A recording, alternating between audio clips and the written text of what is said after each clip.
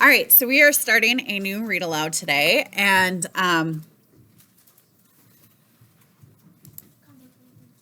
Number one. okay, we're I forgot the book at home, but I had an advanced reader copy of it at on my Kindle. So an advanced reader copy is a copy that the publisher sends you so that when it's published, it already has like reviews.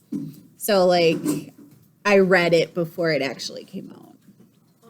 Kind of like watching a movie before it actually comes out. Yeah. And actually, I read this with last year's 6th and 7th graders. So they actually read it before it came out. Like they started reading it before it came out. This is Unplugged by Gordan Korman. And Gordan Korman is a supremo author. And we're going to follow Jet. Can you show me the front cover? Yeah, I might have read it. Well, you're reading it again, so I've never seen it. Looks familiar.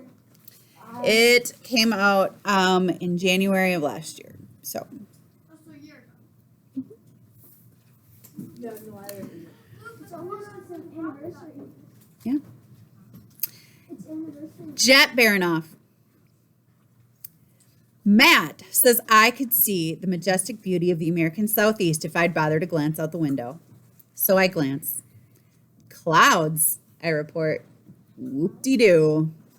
I've got all the majestic beauty I need right here. I've got a private plane cruising at 28,000 feet. I've got 2 flight attendants who bring me snacks and sodas every time they think I look hungry or thirsty. I've got super fast internet, even though we're flying way above any cell network.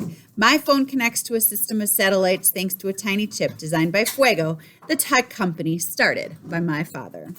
Right now, the screen shows the selfie I just took, slightly enhanced using Fuego's state-of-the-art editing software. I had a caption, "Jet on a jet." If that's not meme-worthy, I don't know what is. With a swipe, I upload it to the Fuego app. Matt rolls his eyes when the image appears on his screen. He follows all my social media, but he's not a buddy. Warden might be a better word, or at least babysitter. My father, Matt's boss, put him in charge of keeping me out of trouble.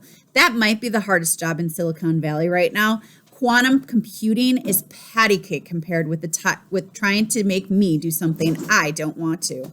That's kind of the point. That's kind of a point of pride for me. Jet on a jet, he challenges. Really? 60 grand a year for the finest schools, and that's the best you can come up with? It's an insightful commentary on my life, I insist. Dad loves this plane more than he loves me. He even named me after it. Add the extra T, stands for trouble. Matt adds, quoting my father's often repeated comment. Yes, the famous Vladimir Baranoff, billionaire founder of Fuego, cracks dumb dad jokes just like other fathers. The plane's official name is Del Fuego. Our 40-acre compound in Silicon Valley is known as Casa del Fuego. You get the picture. I've named my toilet the Fuego Bowl. Back in December, I set off a bunch of cherry bombs in it to see if I could trigger the Fuego detector in the hall. Verdict, success. Fuego means fire. He's like, is he like rich? Huh? He's rich. He's very rich, yes. He's a very troublemaker, too. Soda. Yeah. I also found out that our whole house is outfitted with emergency sprinklers. Vlad was pretty ticked off about that one. How was I supposed to know? My family's all about fuego, not agua, which means Water. water.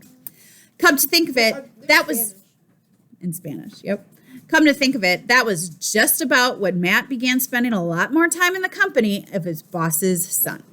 Matt Luganis started out as a high-flying young programmer at Fuego. Lately, though, his job seems to be babysitter. I feel a little bad about that. Matt signed on with Fuego to change the world, not to ride with me in the limo to school to make sure I actually go there, or to be an extra chaperone at the Halloween dance to prevent a repeat of the last Halloween dance when I hired a local motorcycle gang to ride their Harleys into the gym. There was a lot of tall 8th graders last year, so it took a couple of minutes for the teachers to realize that the newcomers weren't actually students. Hey, I'm just having fun. Sometimes you have to work at it. It's harder than it looks, you know. I have a saying, fertilizer, meet fan. So if you take fertilizer, cow poop, and you throw it at a fan that's spinning, what would happen?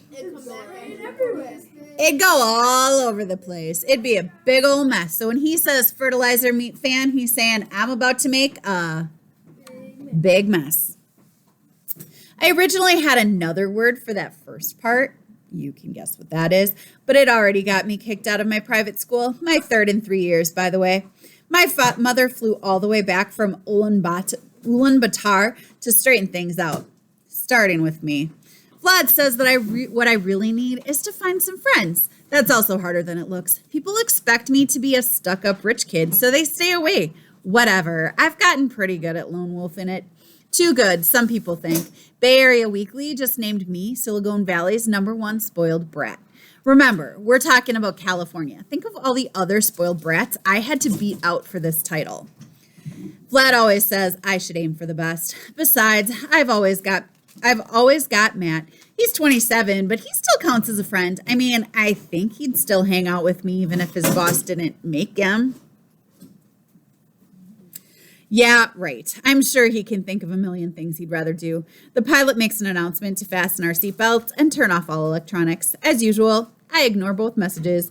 Matt's exasperated. Your name may be Baranoff, but your head can split open the same as anybody else's. So I sigh and fasten my seatbelt, but I pull a blanket over my lap so Matt won't see.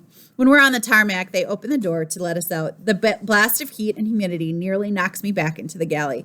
What is this place? The Amazon jungle? Matt grins right in my face. Welcome to Arkansas. No, seriously, I tell him. He's solemn. This is Little Rock, Arkansas. We've still got a 3-hour drive ahead of us from here. To where? The moon? He reaches back and pulls down the stairs to the tarmac. Listen, Jet, the sprinkler thing was bad enough. When the floors warped, your poor father had to get the replacement wood imported from special cedars in Lebanon. My science teacher says a cherry bomb has more than a gram of flash powder, I explain. Sue me for being curious. Matt's not done yet. Was it curiosity that made you drive that go-kart off Fisherman's Wharf? Lucky for you, I was able to kill the story before it went viral on Twitter.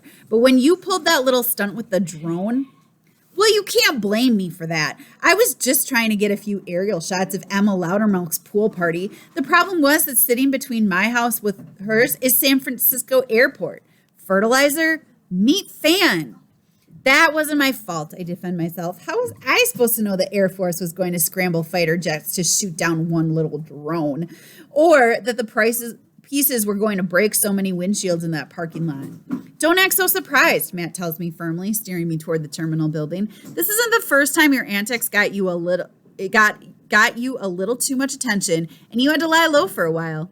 Yeah, I agree, but lying low is a couple of weeks on the Riviera, or maybe Valley, not Arizona.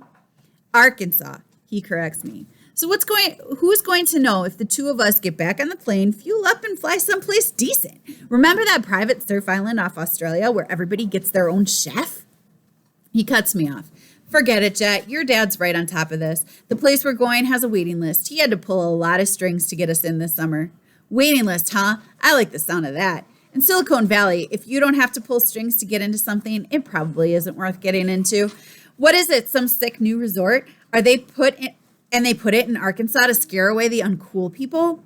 He smiles. Something like that. Come on, the Range Rover's waiting for us. I'm encouraged, but something about his cake-eating grin makes me uneasy, especially when I see the car, which is splashed with mud and pockmarked in a dozen places. This isn't the kind of Range Rover from the rap songs. It's the kind you ship to Africa to drive over the elephant poop. It's 10 times hotter inside the car than outside it.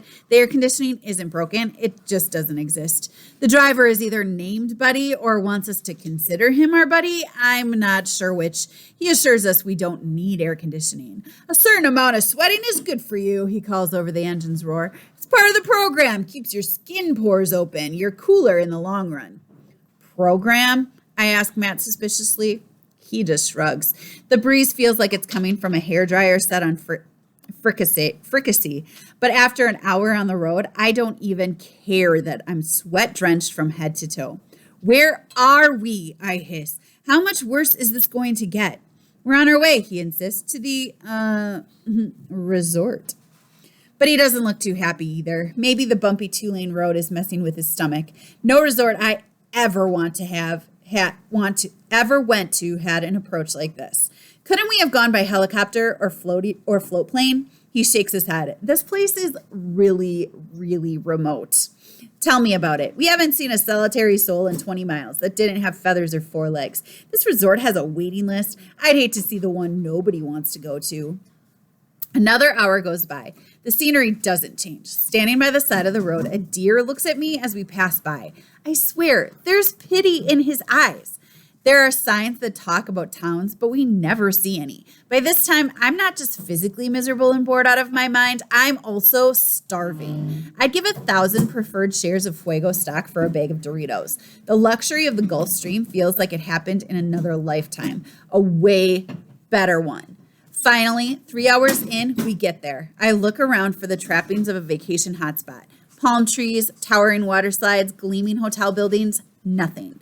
There's a small sign by the main entrance. The oasis of mind and body wellness.